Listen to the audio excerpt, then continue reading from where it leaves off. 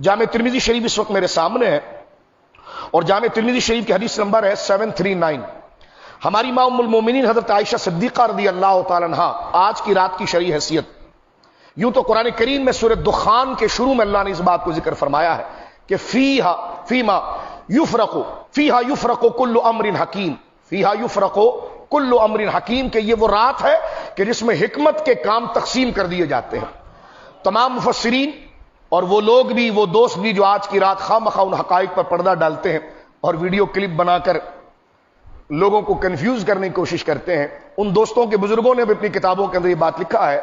कि अल्लाह रब्बुल आलमीन बंदों की तकदीरों को मुरत्तब करता है लैलतुल कद्र में और उसको फरिश्तों के हवाले कर देता है लैलतुल बरात में। यानी आज की जो रात है इसमें पूरे साल का निसाब अल्लाह रब्बुल आलमीन जल्ला वाला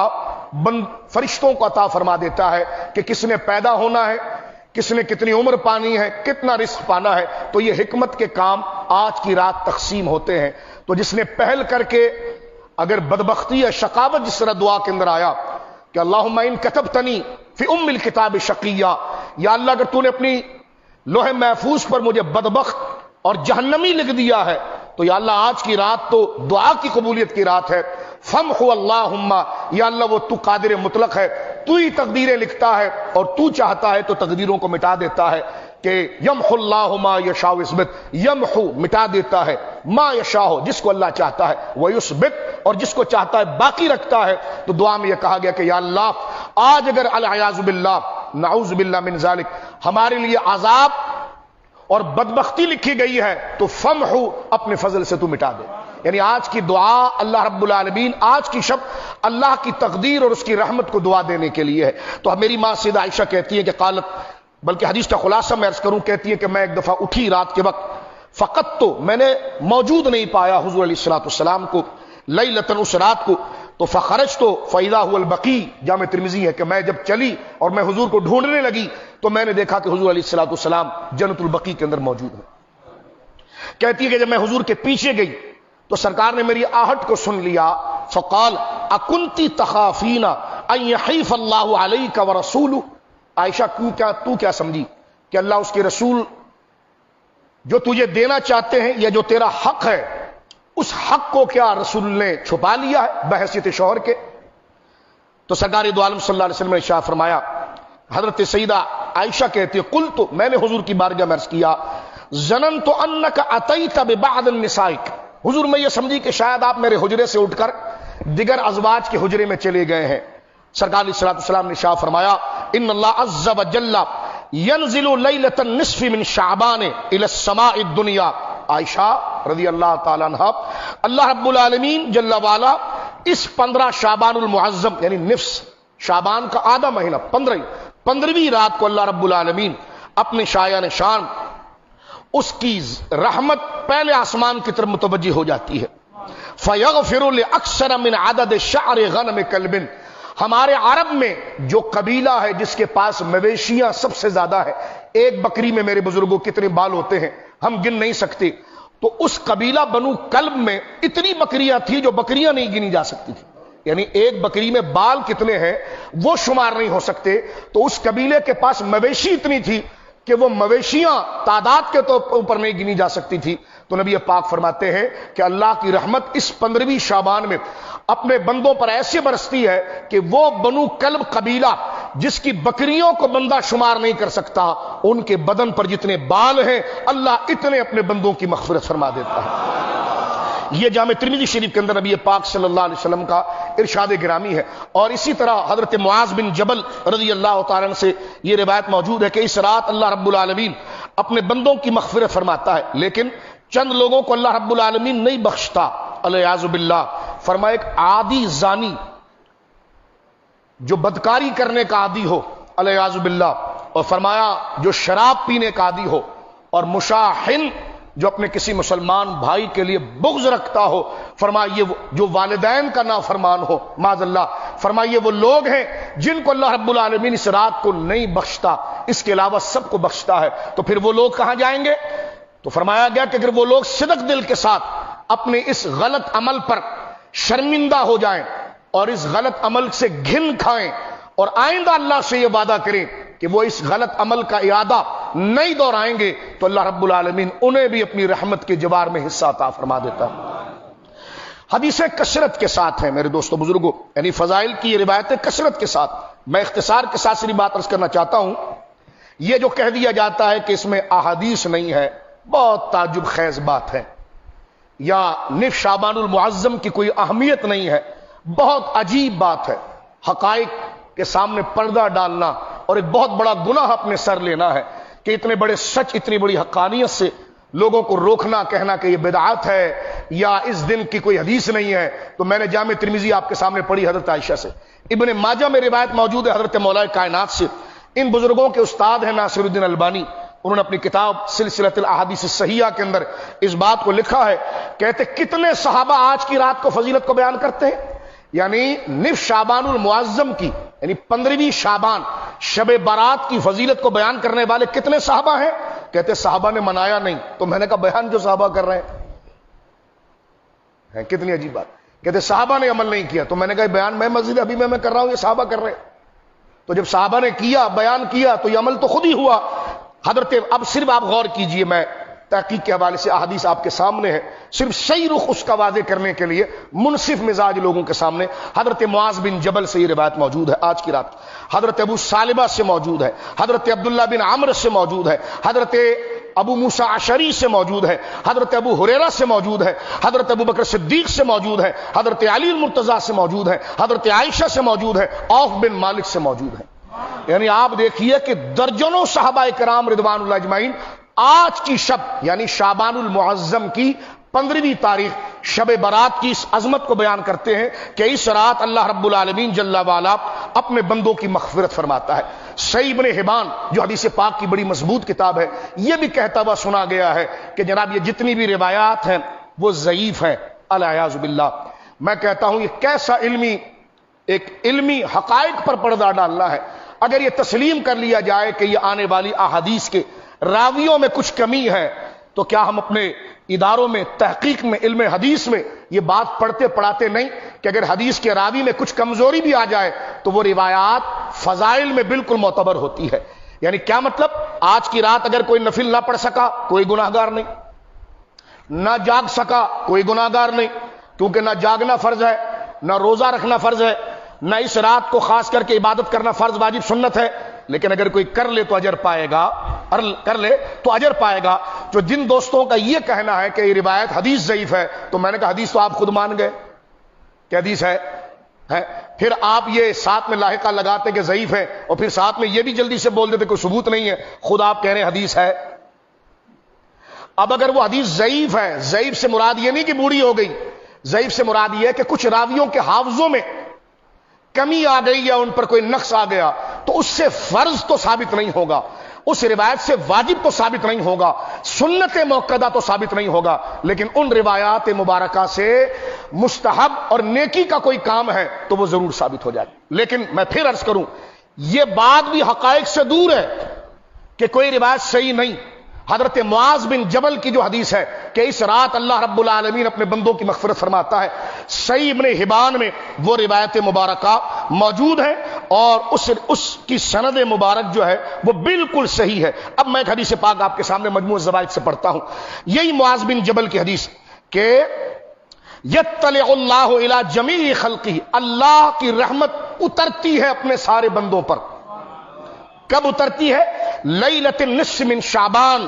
شعبان کی 15ویں تاریخ کو، فیغفر لجمیع خلقہ، اللہ اپنے سارے مومن بندوں کی مغفرت فرماتا ہے،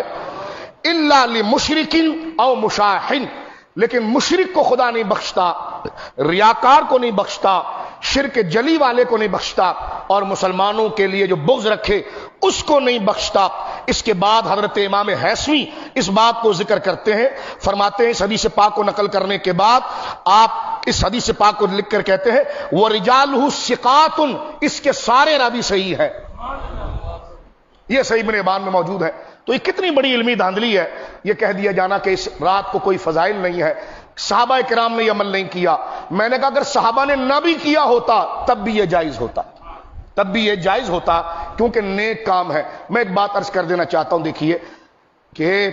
ضعیف حدیث سے مستحب ثابت ہوتا ہے. وہ حضرات جن کی طرف سے یہ باتیں آئی ہیں تنقید کے لیے نہیں، ایک پکچر کلیئر آپ کے سامنے بتانے کی، ان کے گھروں میں بہشتی زیور مولوی اشرف علی تھانوی صاحب کی پڑی ہوتی ہے. خود ذرا زحمت کریں فتویٰ دینے سے پہلے، جہاں پر انہوں نے عیدوں کا بیان لکھا ہے ذرا پڑھیں وہاں پر، اور فتاوی دارالعلوم دیوبند دیکھیں، یہ پوری دنیا مجھے دیکھ رہی ہے. اس کا عیدین کا تنقید نہیں ہے، پکچر واضح کرنے کے لیے، شاید آپ کے ذہن میں یہ بات نہیں تو دیکھ لیں اس کو. اس میں بہشتی زیور جو آپ شادیوں میں وہ حضرات اپنی بیٹیوں کو بھی دیتے ہیں، تو اس کے عیدین کے بیان میں موجود ہے. سوال ہوا کہ عید کی نماز کے بعد جو لوگ مسافہ کرتے ہیں، عید کی نماز کے بعد دعا کرتے ہیں امام صاحب، یا عید کے خطبے کے بعد دعا کرتے ہیں، پوچھا گیا یہ کیا ہے؟ تو مولوی اشرف علی تھانوی صاحب جو اس جماعت کے بانی ہیں وہ کہتے ہیں کہ عید کے بعد دعا، عید کی نماز کے بعد دعا نہ رسول اللہ نے کی ہے، نہ صحابہ نے کی ہے، نہ تابعین نے کی ہے، لیکن دعا کرنا اچھا کام ہے، تو اگر کر لیا جائے تو کیا حرج ہے؟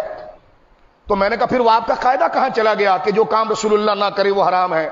جو صحابہ نہ کرے وہ حرام ہے؟ میں نے کہا شاید ایسا تو نہیں کہ عید کے دن امام صاحب کے لیے جھولی چلتی ہے، تو اس جھولی کے مفاد میں آپ نے شاید یہ سارا قاعدہ بلا دیا، تو لہٰذا شرم آنی چاہیے. یہ میں سخت الفاظ اس لیے کروں گا کہ ذمہ داری کے ساتھ لوگوں کے ذہنوں کو تشویش اور ویڈیو بنا کر پھیلا دی گئی ہے. تو اگر کوئی کام صحابہ نہ بھی کریں لیکن اگر اس کی فضیلت عام بیان کر دی گئی ہو کہ دعاؤں کرو اللہ قبول کرتا ہے، سورہ یاسین کے بعد دعا اللہ قبول کرتا ہے، نفلوں کے بعد اللہ دعا قبول کرتا ہے، تو اس عمومی فضائل سے بھی وہ کام کرنا جائز ہوگا. چہ جائے کہ آپ اسپیسیفکس خاص یہ بات کرتے ہیں کہ صحابہ نے یہ کیا تھا کہ نہیں کیا تھا. میں ان سے پوچھتا ہوں مجھے بتاؤ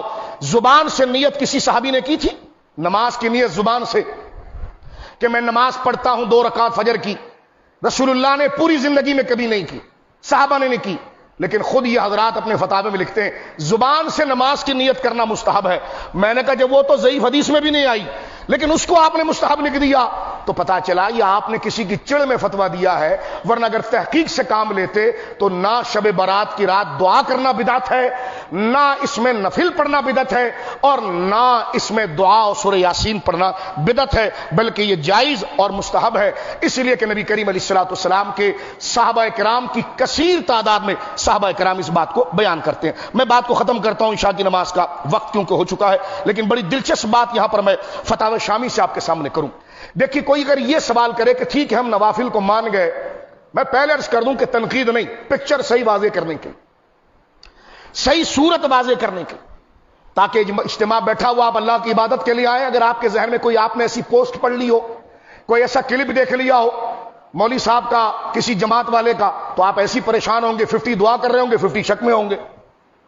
50 عبادت کر رہے ہوں گے، 50 شک میں ہوں گے. تو شک کی عبادت کیسے مقبول ہو سکتی ہے؟ تو میں کسی پر تنقید نہیں، میں آپ کا خیر خواہ ہوں. میں اگر یہ بات نہ بھی کرتا تو کون مجھ سے پوچھتا، لیکن مجھ سے خدا پوچھتا کہ جب مسلمانوں میں شک موجود ہے اور دلائل و حقائق موجود ہے، تمہارے پاس مسلح موجود ہے، تو اخلاق اور تہذیب کے جامع میں تم نے حق کیوں نہیں بیان کیا؟ تو لہٰذا میں آپ سے کوئی داد و تحسین نہیں چاہتا، لیکن میں یہ چاہتا ہوں کہ جو عبادت آپ کر رہے ہیں وہ یقین کے ساتھ کریں. آپ اس رات میں عبادت کو بدعت کہنے والا شخص بہت نامراد ہے،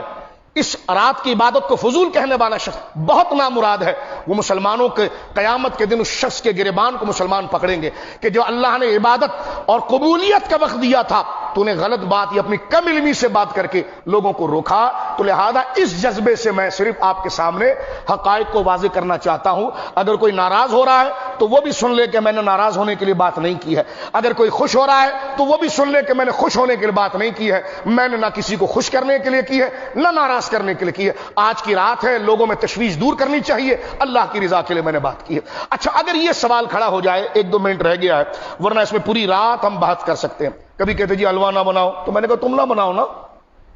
کبھی کہتے حلوہ بنانا بدعت ہے، کبھی فلاں، تو میں نے کہا یہ تو ایسا ہوا کہ وہ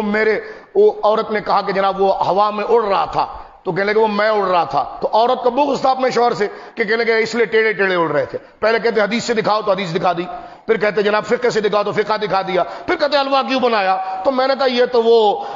میرے خیال میں بیوہ عورت والا ایک بغض ہے کہ جس کا شوہر انتقال ہو گیا تھا، دوسرا شوہر اس کی مطلب کا نہیں تھا، تو کہنے لگا ہاں تو اڑ رہا ہے تو ٹیڑا ٹیڑا اڑ رہا ہے. تو تبلیغی جماعت کے دوستوں اور دیوبند علماء، میں آپ سے کہوں گا اس کی تحقیق کچھ بھی نہیں آپ کے پاس، تو خدا کے واسطے لوگوں کو عبادت کی طرف آنے دیں. بدعت کا فتویٰ لگا کر کیوں آپ ایسا چاہتے ہیں کہ ہم آپ کی کتابیں کھول کھول کے بتائیں کہ عید کے دن تو دعا جائز ہو جائے لیکن شب برات میں دعا جائز نہ ہو، جبکہ عید کی دعا نہ رسول اللہ نے کی، نہ صحابہ نے کی، نہ تابعین نے کی، لیکن کیونکہ دعا جائز ہے نا تو اس دن بھی اگر کر لی جائے تو کیا حرج ہے؟ تو دیکھو یہ ایسی باتیں نہیں کرنی چاہیے۔ اچھا، آخری بات جو میں یہاں پر کروں آپ کے سامنے وہ یہ ہے کہ نہیں، یہ دعا جو آپ نے شعبان کی پڑھی ہے، یہ کیوں پڑھی آپ نے؟ تو میرے دوستو بزرگوں، فتاوی شامی میں یہ بات واضح طور پر موجود ہے، میں نے یہ سرسری مطالعہ میں آپ کے سامنے رکھ رہا ہوں۔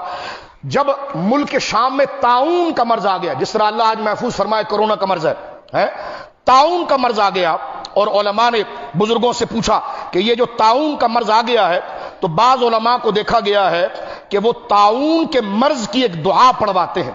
طاعون کے مرض سے جس میں معاذ اللہ بغل کے نیچے گٹلیاں آ جاتی ہیں اور وہ مرض جو ہے کہ وہ درست نہیں ہو سکتا، تو طاعون کے مرض میں جو گٹلیاں بغل کے نیچے آ جاتی ہیں اور لا علاج یہ مرض ہے، تو اس کے لیے دعا کرنا کیسا ہے؟ علامہ شامی علیہ رحمت نے فتاوی شامی میں، خدا کے واسطے اس سے تم فتویٰ دیتے ہو کچھ پڑھنے کی کوشش کرو، کسی کے بغض میں غلط بات نہ کرو۔ علامہ شامی علیہ رحمت لکھتے ہیں وَمِنْهُ الدُّعَاءُ بِرَفْعِ الطَّاعُونِ، وہ دعا کثرت سے پڑھنا جس سے طاعون کا بیماری دور ہو جاتی ہے، وہ رسول اللہ نے تو نہیں بتائی۔ آگے لکھتے ہیں وَقَوْلُ ابن حجر بِدْعَةٌ، ابن حجر یہ کہتے ہیں یہ نیا طریقہ ہے، لیکن علامہ شامی کہتے ہیں اَيْ حَسَنَةٌ، اچھا نیا طریقہ ہے۔ کیا ہے بولیے؟ پھر کہتے ہیں بدعت حسنہ کہاں سے نکالی؟ میں نے کہا مولانا اشرف علی تھانوی صاحب کی زندگی کی آخری کتاب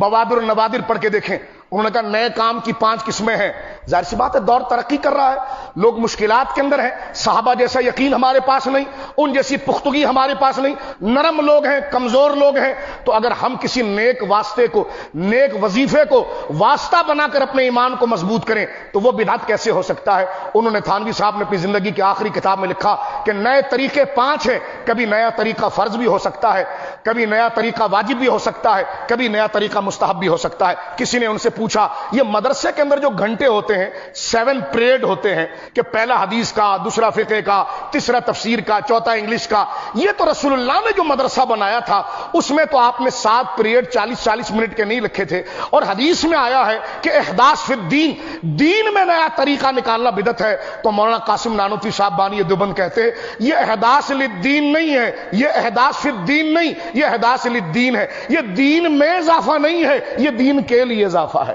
تو میں کہتا ہوں یہ سارے مانے ہوئے اصول ہیں کہ تو آپ ابا ابا کھیل رہے ہیں، تو یہ مانے ہوئے اصول ہے، لہذا بڑی یقین کے ساتھ آپ مزارات پر بھی جائیں،